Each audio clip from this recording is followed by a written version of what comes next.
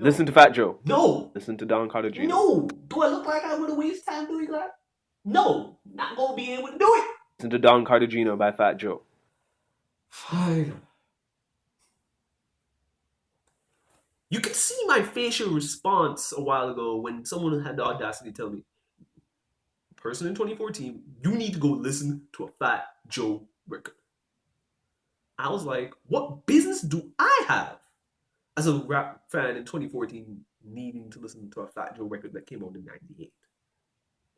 Apparently, I have a lot of business listening to a Fat Joe record that came out in 98. And that's really surprising me. And that's the purpose of the show. I love hip hop, and I want to do my due diligence to understand it better. And I think this is a place where older cats who know more about hip hop can come and like sun me and school me of like this is really the perspective about this album in context. But I think it's also a place for the other younger cats around my age who got it around 04ish or later to kind of start putting certain artists into perspective. And obviously, it's not just going to be a place for me to do a lot of old records. I'm not just going to be doing classic, classic, classic. I want to do stuff that's not necessarily classic, but puts a better understanding of who artist is. So, for those who are watching this, think of it as either a place to take me to class or to go to class with me. Welcome to Do That.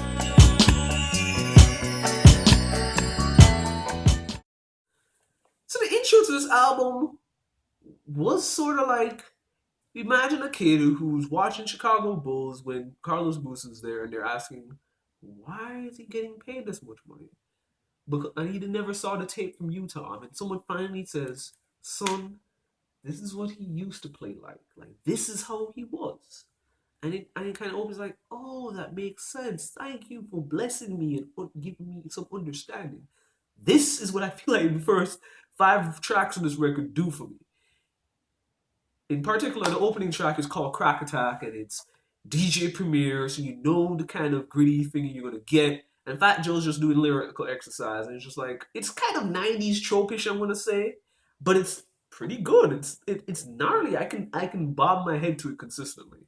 You have that, and then you have triplets, and triplets is pretty intense. You have him and Big Pun for the majority of the track sparring, trading bars back and forth, and it's sort of like watching Ryu and Ken. And actually, what's interesting is that I think for Big Pun, it's the first rapper that I would say that seems always ready to rhyme, always ready to have some dope alliteration, there's assonance in his descriptions of words and the way that they come together. And the reason why I think the fighting game analogy works here is that if you ever play a fighting game, you pay attention closely. There's a little idle animation before you do anything, and that's what I feel like. He's always ready to spit bars. And I don't necessarily think that he outdid Fat Joe here. I think Fat Joe actually did a little bit better, but I don't think any of them said anything that like, "Oh my gosh, take it back." He's just like, "This is pretty tight." No offense to Armageddon, we didn't need to hear you on the shot. It's just cool to hear them both go at it. The next track that we deal with is Find Out. And Find Out, you have Fat Joe, mainly Fat Joe, you have somebody else on it, but Fat Joe says a couple of lines here. It's like, not really deep or esoteric or super thoughtful, but it's like, oh, okay, I can rock with this. He says, like, back before hip hop was based on cash. And be witness to the information, this will rock the nation. I'm like, I didn't know that this was in you. And it's weird because in 2004 era's sounds of Fat Joe was not really found here. This is I found it. I kind of joked around in my mind. Did you say that in 2004 era Fat Joe? But that intro and even Don Cartagena, where you have Diddy involved, and I'm like, oh gosh, this is gonna be trash. This is gonna be terrible. It wasn't. I really enjoyed that. But again, I don't have any like. I was looking going into the album really to pick out lyrics, but I'm not picking out lyrics. It doesn't feel like there's anything for me to say that's like, y'all, you need to catch this. And I think this is something that the album never really resolved for me. I thought that the album gave me a taste of this is what Fat Joe can do. This is how Fat Joe can rhyme. The beats are crazy. It's not going. It's you're gonna be really entertained. But I don't think there's any stamp of here of like this is a Fat Joe sound or this is what Fat Joe brings to the table as an MC that's worth listening to. I think that there's more said for this album to say like, yo, y'all need to get hyped for a Pun album. Now I can't tell if this came out before or after Capital Punishment, so I could be off.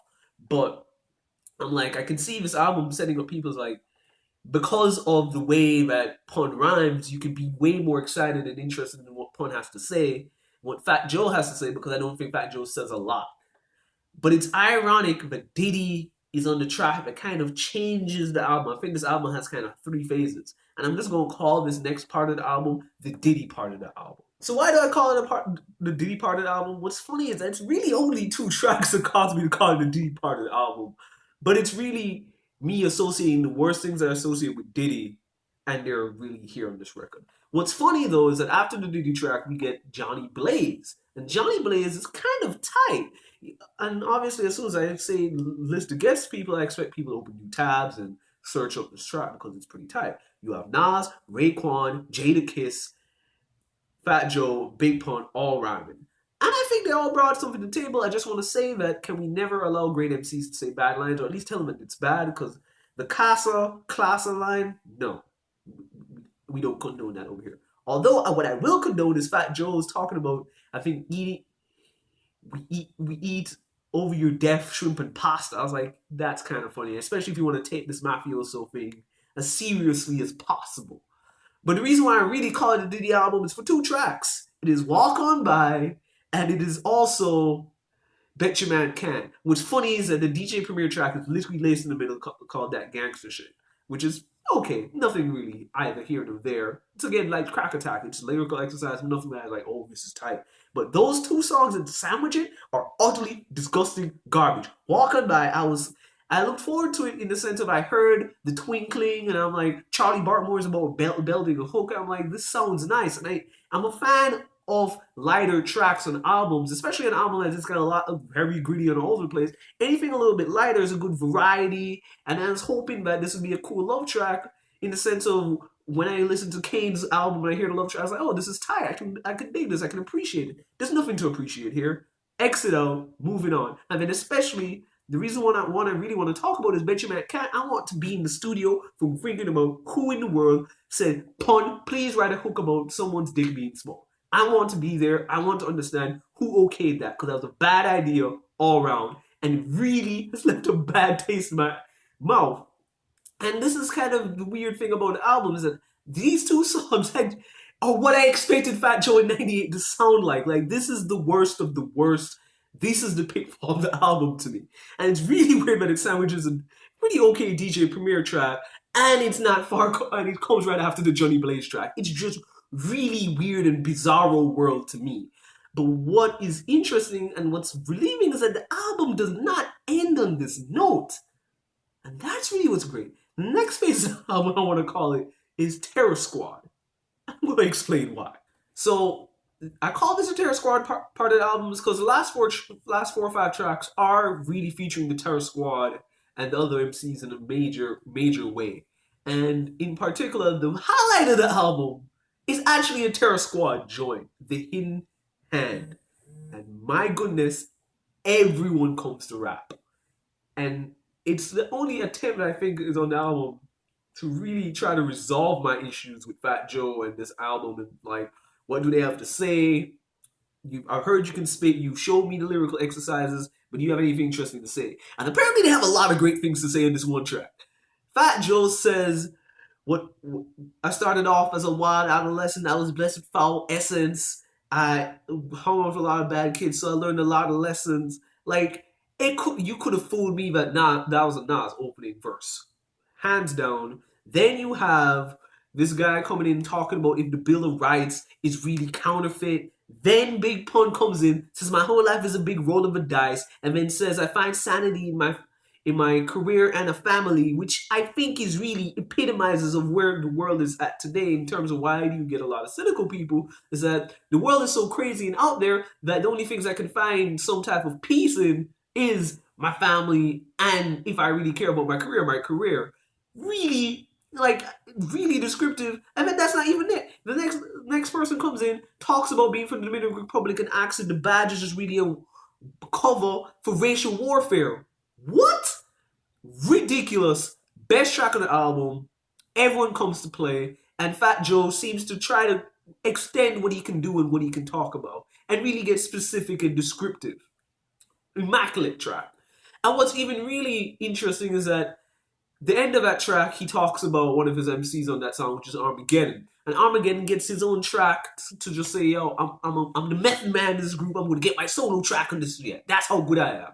Now, I'm not going to say he's as good as Meth, but he does put together a really solid song. I don't necessarily think it was amazing, but he sounds great, which is something that after I kind of knocked him earlier on triplets and saying we don't want to hear you, and then he gets a full song to himself where it's like, I don't mind hearing you.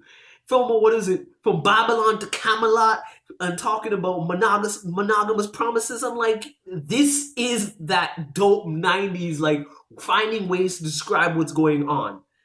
And really, really slick. Like, I'm a person who I don't mind flaunting if it's really sophisticated ways of putting it together and really kind of like, oh, that's a cool way of saying that.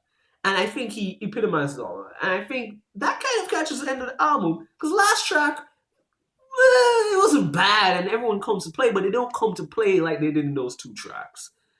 And my end result of this feeling of this album was, I like it. Like, I don't love it, but I like it. I'm really impressed with what was put on display, and it makes me feel that the Terror Squad was supposed to be something very special and important. Now, as I try to dig more and do more of my homework on Fat Joe and what has happened, maybe I'll get a better understanding of what really happened and whether or not we think what type of legacy these people leave behind. But at this moment I can't really answer that. But it seems like because obviously their work with Diddy, the type of commercial tracks they're trying to put together, and obviously Pun being the face of the crew, and at least in terms of preparing him to be the face of that crew at that time, it's clear what they were trying to do, and that Fat Joe was just a person who could pull people together and pull really great MCs together and have somewhat of a vision. Again, I don't think this album is really fantastic, but if there's something I must recommend, go listen to The Hidden Hand. And in fact, I want to just point this out. If any of y'all have watched Grantland's description, Remember Explained, where he talks about this kind of fatigue behind certain type of terms of white privilege, in terms of, oh, that's kind of losing its meaning. Just in a small community, of course, because the majority of America doesn't always hear that. But I think The Hidden Hand kind of evokes a similar imagery and thoughts. So maybe that's what we need to start using. Okay, that's my thoughts about this project. I'm curious to hear what y'all think. Do you think I'm not taking into consideration some of these verses that other guys spit? Do you think that the work, from the way I describe it, you're going to check out the record? Let me know what you think. Thank you for even paying attention to a word I have to say. Go do your due diligence. Think about what this album has to say. Peace, love, unity.